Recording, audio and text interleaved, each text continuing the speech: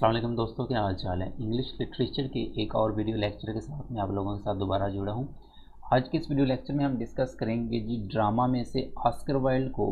ठीक है, आपने जो प्ले लिखा था the importance of being earnest, तो इस वीडियो लेक्चर में हम इंट्रोडक्शन लेंगे ऑस्कर वाइल्ड का भी और आपके इस play the importance of being earnest को भी। शॉर्टली सा इसका एक इंट्रोडक्शन लेते हैं। तो चलिए आज का वीडियो लेक्चर शुरू करते हैं। बात की जाए play the importance of being earnest की, तो हमें पता है कि ये बात ऑस्कर वाइल्ड ने लिखा है, लेकिन यहाँ पे ये चीज़ भी याद रखिएगा कि ऑस्कर वाइल्ड ने इसको 3 एक्ट्स में लिखा है। ठीक है, 3 एक्ट्स में लिखा है और इसका जो ईच एक्ट है, यानी हर एक्ट जो है वो 2 पार्ट्स पर है, ईच एक्ट विद 2 पार्ट्स। तो इस तरह से आप यूँ भी कह सकते हैं कि ये 3 एक्ट्स का प्ले है और इसमें कितने पार्ट्स हैं जी, इसमें 6 पार्ट्स हैं, 6 पार्ट्स हैं और 3 एक्ट्स हैं इसमें। और इसको ऑस्कर वाइल्ड ने कॉमेडी ऑफ मैनर्स की सूरत में लिखा है। हमें पता है कि कॉमेडी की डिफरेंट टाइप्स होती हैं। ठीक है, कॉमेडी ऑफ ह्यूमर होता है, रोमांटिक कॉमेडी होती है, ट्रेजिक कॉमेडी होती है। ठीक है, इस तरह से क्लासिकल कॉमेडी है। तो आपने ऑस्कर वाइल्ड ने इस प्ले को कॉमेडी ऑफ मैनर के फॉर्म में लिखा है। कॉमेडी ऑफ मैनर क्या होता है जी? कॉमेडी ऑफ मैनर एक ऐसी टाइप की कॉमेडी होती है कि जिसमें आप एलीट क्लास के जो लेडीज़ और उनके जो जेंटलमैन होते हैं उनके दरमियान, उनके रिलेशनशिप को, उनके दरमियान जो इंट्रीग्यूज़ होती हैं, साजिशें रची जा रही होती हैं, इसके ऊपर लिखा जाता है। और इसका जो मेन पर्पज़ होता है, ठीक है, इस कॉमेडी ऑफ मैनर्स का जो मेन पर्पज़ होता है इज़ टू अम्यूज़। ठीक है, मैं इधर लिख देता हूँ आपके लिए। सबसे पहले मैं लिखता हूँ जी कॉमेडी ऑफ मैनर को। तो कॉमेडी ऑफ मैनर्स के बारे में आप लिख सकते हैं, it deals with the relations and इंट्रीग्यूज of gentleman. ठीक है, ऑफ जेंटलमैन एंड लेडीज़, क्योंकि ये जो प्ले होते हैं ये एलीट क्लास के जेंटलमैन और लेडीज़ के दरमियान जो रिलेशंस होते हैं या उनके दरमियान जो इंट्रीग्यूज चल रही होती हैं, साजिशें चल रही होती हैं, उनको डील करता है, उनके दरमियान लिखा जाता है। और दूसरा भी यूँ लिख सकते हैं कि it's main goal, it's main objective कह लें, पर्पज़ कह लें या गोल कह लें। ठीक है, its main goal is to amuse the audience rather than,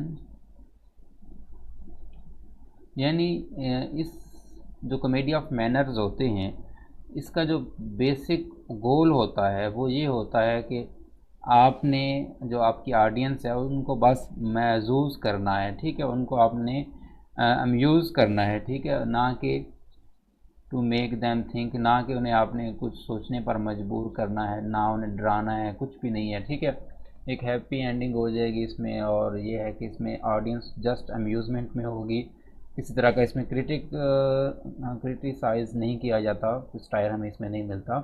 just ये होता है कि ऑडियंस को महसूस करवाया जाता है और साथ थोड़ी बहुत उनकी जो खामियां होती हैं उनको एक तरह का लेसन दिया जा रहा होता है कि आपने उनको किस तरह से सॉर्ट आउट करना है, उनसे किस तरह से निकलना है। तो हमारे पास जो प्ले है इम्पोर्टेंस ऑफ बीइंग अर्नेस्ट, ये कॉमेडी ऑफ मैनर्स की सूरत में लिखा गया है। अगर मैं बात करूं कि ये कब पब्लिश हुआ, परफॉर्म कब किया गया, तो ये फर्स्ट टाइम जब परफॉर्म किया गया था तो उस वक्त जो डेट थी हमारे पास वो 14 फरवरी की डेट थी। आई होप कि 14 फरवरी की डेट यूथ को कभी नहीं भूलती। तो ये ड्रामा 14 फरवरी 1895 को परफॉर्म किया गया था फर्स्ट टाइम। ठीक है, और याद रखिएगा ये वही साल है जिस साल में ऑस्कर वाइल्ड को सेंटेंस्ड किया गया था, यानी इस जिस साल ये ड्रामा परफॉर्म किया गया था उस साल ऑस्कर वाइल्ड जो कि इस ड्रामे को लिखने वाले थे, प्ले राइट थे, वो उस वक्त सज़ा काट रहे थे, कैद में थे, जेल में थे। ठीक है, और ये सबसे पहले ड्रामा परफॉर्म किया गया था 14 फरवरी 1895 को एस.टी. जेम्स थिएटर में। ठीक है, एस.टी. जेम्स थिएटर में ये सबसे पहले ड्रामा परफॉर्म किया गया था, याद रहेगा। इसके बाद हमारे पास जो राइटर हैं ऑस्कर वाइल्ड ने इस ड्रामे को एक सब टाइटल भी दे रखा था।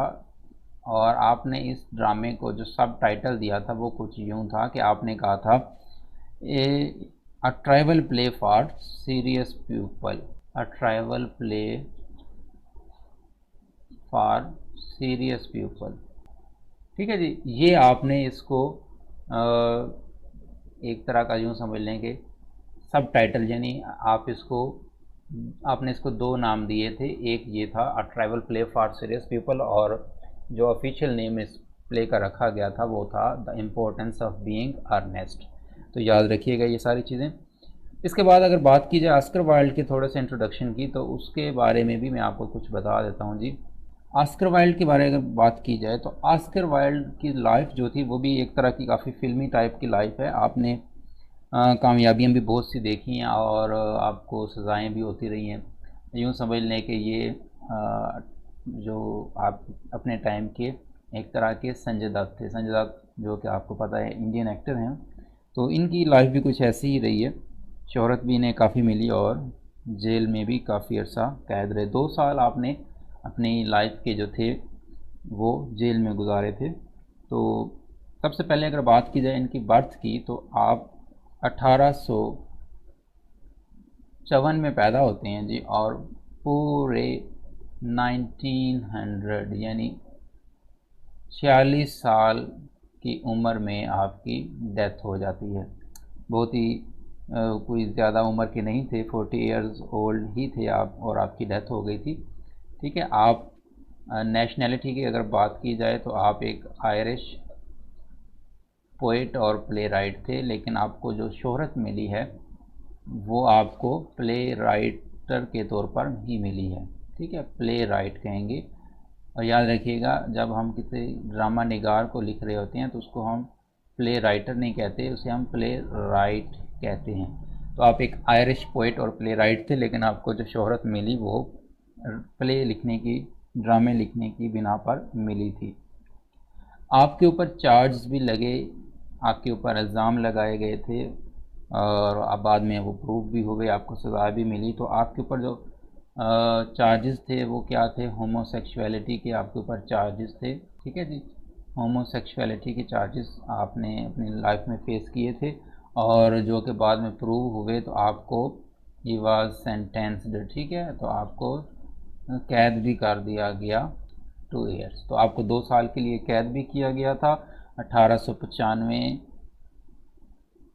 से 1897 तक आप जो थे आपने कैद में गुजारी लाइफ। ऑस्कर वाइल्ड को अपनी लाइफ में 2 साल जो थे वो आपने सेंटेंस मीन्स जेल में और एग्ज़ाइल में गुजारे, और इसी दौरान इन 2 साल में आपके बेहतरीन जो प्लेज थे वो परफॉर्म्ड किए गए थे। ठीक है, इसके अलावा आप ऑस्कर वाइल्ड के बारे में जो चीज़ याद रखने वाली है वो ये है कि आप जो थे आप वाल्टर पीटर और जॉन रस्किन, ठीक है, जो कि ये भी लिटरेरी फिगर हैं। जॉन रस्किन वो ज़्यादा क्रिटिक के तौर पर जाने जाते हैं। तो जॉन रस्किन और वाल्टर पीटर जो हैं वो आपके ट्यूटर्स रहे हैं, तो आप ये चीज़ भी याद रखिएगा। ठीक है, जॉन रस्किन और वाल्टर पीटर ऑस्कर वाइल्ड के उस्ताद रहे। तो ये चंद चीज़ें थी जो कि इंट्रोडक्शन में से पूछी जा सकती हैं शॉर्ट क्वेश्चंस के तौर पर या एमसीक्यूज़ के तौर पर। The importance of being honest को अगर देखा जाए तो इसके बाद थोड़ी बात कर ली जाती है, थोड़ी बात मैं करना चाहूँगा इसके इम्पोर्टेंट प्लेस की। तो आप ऑस्कर वाइल्ड जो थे आपके the importance of being honest, उसके बाद Lady Windermere's fan, an ideal husband, a woman of no importance, और the picture of Dorian Gray. ठीक है, आप जो हैं इन प्लेस के लिए बहुत ज़्यादा मशहूर हुए, आपको जो शोहरत मिली आपको इन प्लेस की वजह से काफ़ी शोहरत मिली। इनमें से ये जो प्ले हैं, इन play the importance of being honest, और ये जो पहले 3 प्ले हैं ये आपकी कैद के दौरान परफॉर्म किए गए, जबकि the picture of Dorian grey आपकी कैद होने से पहले का है। इम्पोर्टेंस ऑफ बीइंग ऑनेस्ट के करैक्टर्स की थोड़ी बात कर लेते हैं। तो इसमें सबसे पहले जो हमारा ये प्ले स्टार्ट होगा वो अल्जरनैन मॉनक्रीफ करैक्टर है। इससे प्ले हमारा शुरू होता है। The play opens with him while playing piano in West End London. ये हमारे प्ले की सेटिंग है फर्स्ट एक्ट की, West End London first act की प्ले सेटिंग है। He is nephew of Lady Bracknell and in love with Cecily Cardew. मज़ीद जब हम इसकी स्टोरी डिस्कस करेंगे तो आपको पता चलेगा। चलो मैं आपके साथ थोड़ा सा इसका स्टोरी बता ही देता हूँ कि हमारे पास जो एल्जरनॉन मोनक्रीफ हैं, इसमें एक लेडी आएंगी जिसका नाम ब्रैकनेल है। आप उनके नेफ्यू हैं और आपका एक फ्रेंड है, एल्जरनॉन का फ्रेंड है जैक। तो जैक की जो वारिसा है, जो उसके जिसका वो गार्डियन है, उस लड़की का नाम सिसिली कार्डियो है। यानी जिस लड़की का जैक गार्डियन के तौर पर रह रहा है उस लड़की का नाम सिसिली कार्डियो है। और एल्जरनॉन मोनक्रीफ जो हैं वो सिसिली कार्डियो से प्यार करेंगे। इसके बाद जैक वर्दिंग हैं, तो आप प्रोटैगनिस्ट के तौर पर लिए गए हैं इस प्ले में। यानी जो इस प्ले का जो हीरो है वो कौन है जी? जैक है। तो protagonist of the play and a friend of Algernon. आप जैक वर्दिंग प्ले का प्रोटैगनिस्ट और एल्जरनॉन का फ्रेंड है। और जैसा कि एल्जरनॉन सिसिली कार्डियो से प्यार करता है, वैसे ही जैक वर्दिंग जो हैं ये एल्जरनॉन की कज़न जो कि लेडी ब्रैकनेल की बेटी है ग्वेंडोलन, उनसे प्यार करते हैं। ग्वेंडोलन फेयरफैक्स, ये ग्वेंडोलन का कंप्लीट नेम है, ग्वेंडोलन फेयरफैक्स। आप एल्जरनॉन्स की कज़न हैं और लेडी ब्रैकनेल की डॉटर हैं, ठीक है। सिसिली कार्डियो जो हैं वो देहात में रहती हैं और देहात का नाम हार्टफोर्डशायर है। और ग्रैंड फादर आपके जो लेट थॉमस कार्डियो थे उनकी आप होती हैं। यानी सिसिली कार्डियो के जो ग्रैंड फादर थॉमस कार्डियो हैं, ये वो बंदे थे के इस प्ले में कि जिन्होंने जैक वर्दिंग को पाला पोसा है, ठीक है। यानी जैक वर्दिंग इस प्ले के शुरू में ही कहीं गुम हो जाते हैं, तो थॉमस कार्डियो जो होते हैं वो उन्हें ले जाते हैं घर और उनकी परवरिश करते हैं। और उनकी डेथ के बाद फिर जो सिसिली अभी छोटी होती है तो उसकी कस्टडी में, उनकी सुपरविजन में सिसिली कार्डियो रह रही हैं। इसके बाद नेक्स्ट जो हमारे पास करैक्टर है मिस प्रिज्म का है। ये गवर्नेंस हैं सिसिली की देखभाल करने वाली आया हैं, ठीक है। और डॉक्टर चोज़िबल हैं, ये पैरिश कि जैक्स का जो पैरिश है, यानी जो जैक का देहाती इलाका है, जो जगह जहाँ पे जैक रहता होता है, यानी हार्टफोर्डशायर की बात की जा रही है। तो डॉक्टर चोज़िबल वहाँ के मकामी पादरी हैं, ठीक है। और ये मेन कैरेक्टर्स थे। और इसके अलावा इसमें दो सर्वेंट्स हैं, एक लेन है, ठीक है, जो कि एल्जरनॉन का बटलर है। और दूसरा जो सर्वेंट है हमारे पास वो मैरी मैन है और ये जैक्स की सर्वेंट है। तो ये इसके चंद करैक्टर्स हैं। मैं उम्मीद करता हूँ आपको इन चीज़ करैक्टर्स की और इसके साथ साथ इंट्रोडक्शन के हवाले से कुछ ना कुछ मुफीद मिला होगा। वीडियो देखने का बहुत शुक्रिया। अपना ख्याल रखिएगा। अल्लाह हाफ़िज़।